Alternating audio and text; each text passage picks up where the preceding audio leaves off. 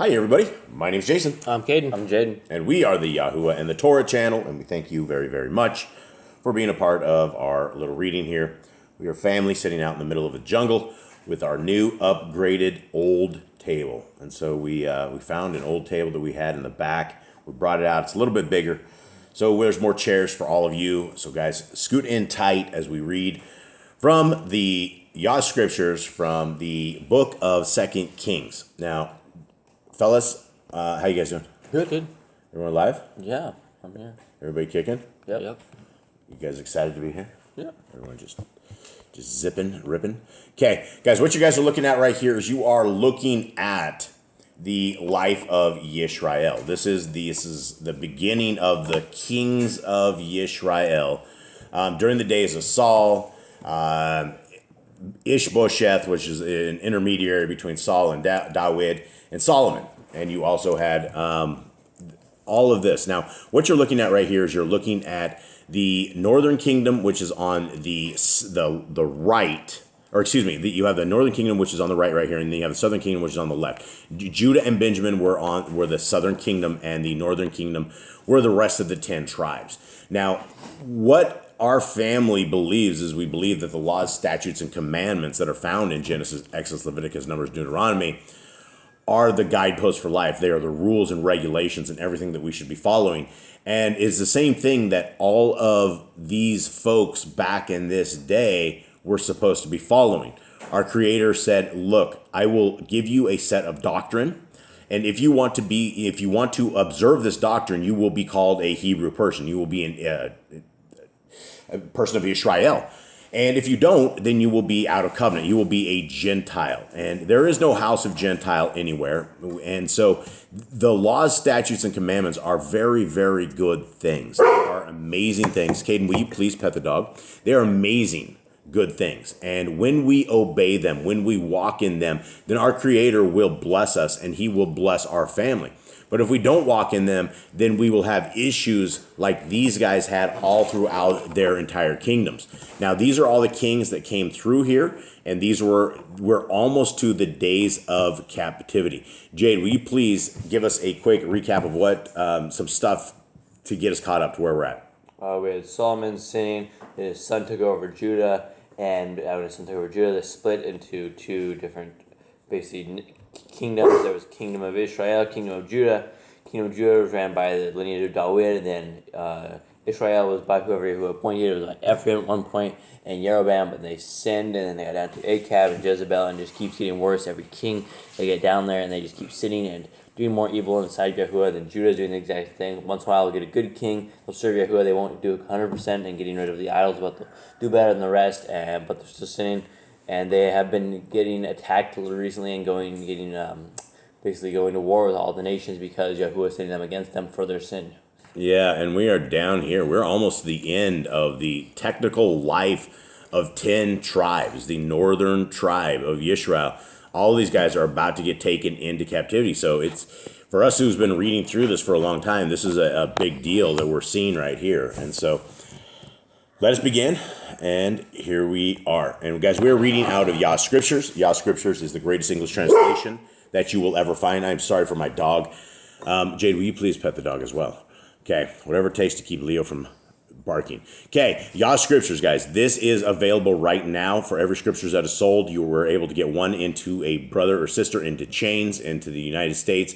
We have an incredible ministry that is going on right now. We have a couple of brothers right now who are in helping us write to these brothers and sisters in chains. And if you guys would like to be a part of this, if you would like to get a pen pal setup going, and you're willing to minister to these brothers and sisters, and you're willing to talk to them and hear their cries and hear their pleas, and you can talk to them and just these people would love any form of communication. And I found that the nicer and the more love that we have and the more love that we share with them, the more receptive they are to the word of our Creator, regardless of whatever religion they come from, or regardless of whatever background they come from. And the things that people have done in prison, most of them, which probably are convicted properly, have done heinous things, but they're being held against Torah. They're not being held as according to what Torah would be.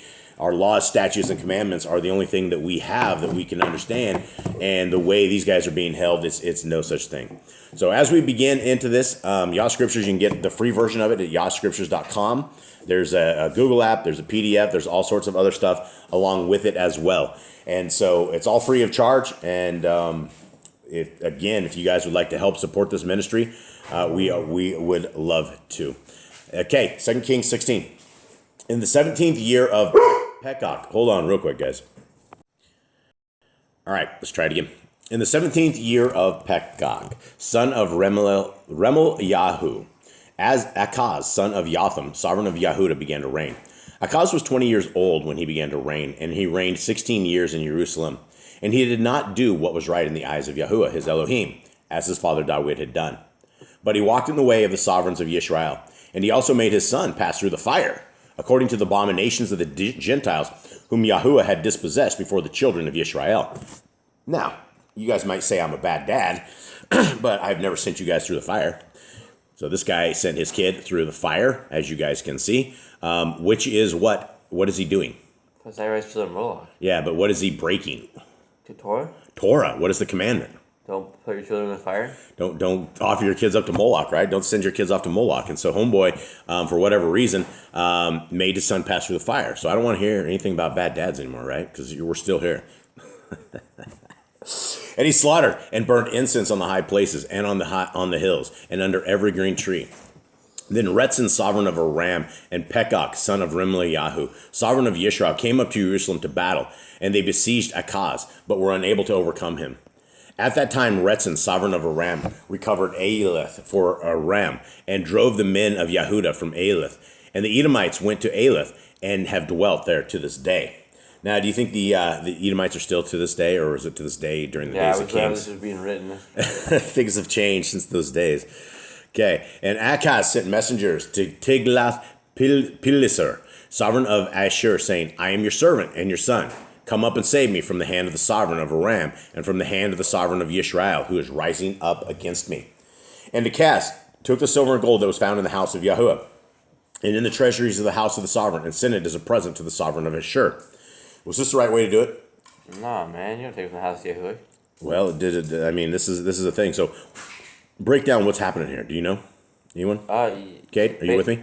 Basically, this guy needs. Are you even listening? This guy needs help, so he's trying to bribe the guy and give him like all his gold and silver, but he's like stealing from the house of Yahuwah. Instead of like going out and getting donations from the people, he says he's gonna take from the house of Yahuwah. Well, yeah, they're going to war. The problem is they're the hand of Yisrael, the sovereign of Ram, from the hand of the sovereign of Yisrael rising up against Akaz. And so Akaz needed some sort of big money, and that's the big money that he was going to do. And the sovereign of Ashur listened to him, and the sovereign of Ashur went up against Damascus and captured it and exiled it to Kir, and he killed Retzin.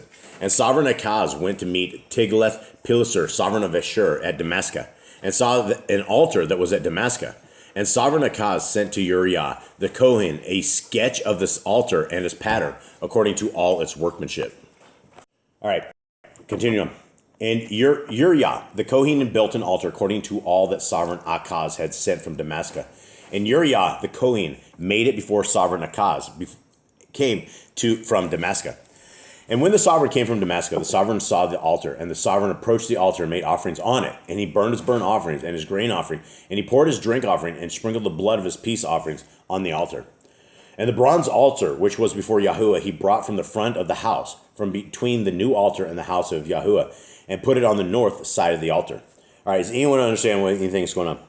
So this dude built an altar, and then so Kohen built an altar, and then the king of Damascus saw it, and he went and did an offering on it. Yeah, so they gave this Kohen a design for the altar, and then he went and made it. And the whole time I'm reading this, I'm wondering if this is a.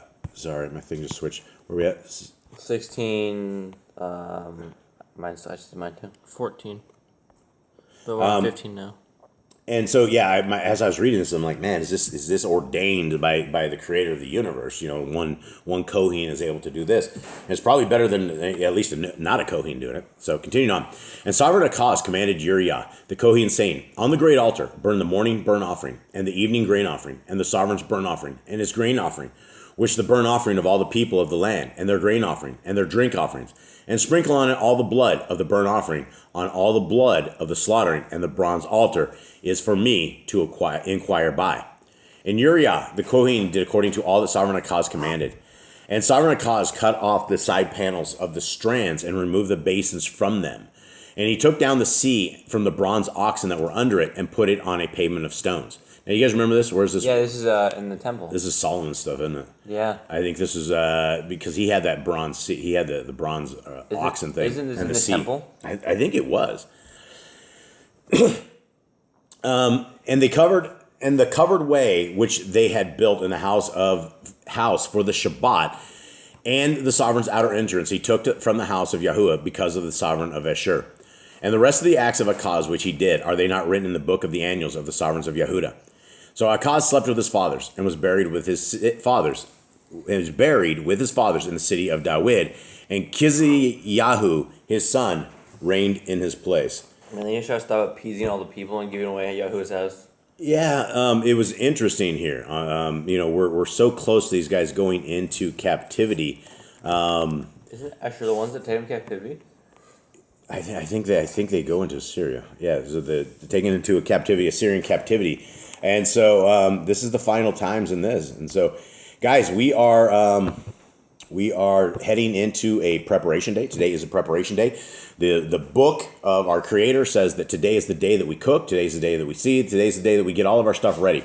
Tomorrow we're not supposed to cook. We're not supposed to cling. We're not supposed to do anything, any servile work at all. It is a day of rest where we rest and then we get close to our Creator and we are in His day. And there's no other day other than a Shabbat day that is blessed, like our Creator has blessed that day. And so, guys, we do a live streaming on our main Yahuwah and the Torah channel. If you guys come from Rumble or Yahuwah and the Torah 2 or J Boss Man, the other channels, you have to actually look into Yahuwah and the Torah to get the live stream. But that's where we live stream every Shabbat, and we would love to have you guys there. It's been a great reading. It's been a lot of fun. We read through the Old Testament, we read through the New Testament, and we also go through the laws, statutes, and commandments of our Creator, which is actually a commandment that we are supposed to do. So we are keeping the commandment on a Shabbat as we sharpen our iron and we are getting ourselves ready for the kingdom to come. Okay, everybody, thank you so much for listening in. We love you all. We hope you have a wonderful day. All right. Shalom. Shalom.